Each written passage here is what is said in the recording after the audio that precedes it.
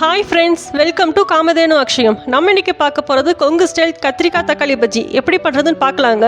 நம்ம channel first time பார்க்குறவங்க மறக்காமல் சப்ஸ்கிரைப் பண்ணிக்கோங்க.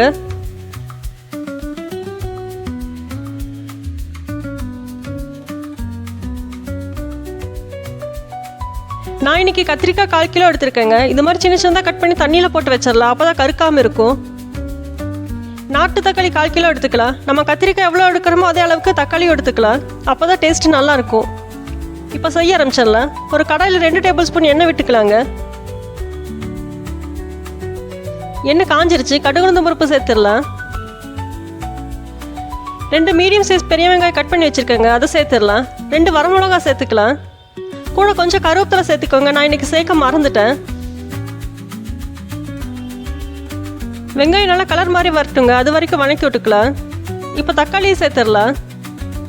தக்காளி நல்லா மசியட்டும், அது வரைக்கும் வணக்கிடலாம்.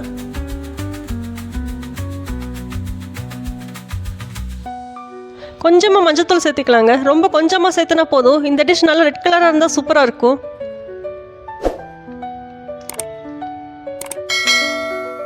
தக்காளி நல்லா மசிய ஆரம்பிச்சிருச்சு. இப்போ நம்ம கத்திரிக்காவை சேர்த்துக்கலாம்.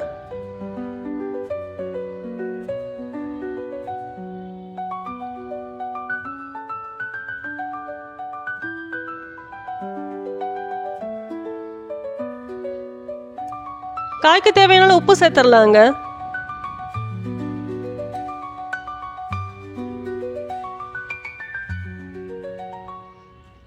காய் முழுகிற அளவுக்கு தண்ணி ஊற்றிக்கலாங்க.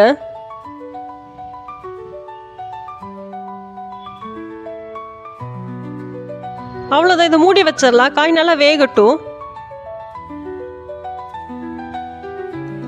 5 நிமிஷத்துக்கு மீடியம் ஃப்ளேம்லேயே இருக்கட்டுங்க. காய் அப்போ தான் நல்லா வேகும். இப்போ 5 நிமிஷத்துக்கு மேலே ஆயிடுச்சு. காய் வெந்துருச்சான்னு பார்க்கலாம்.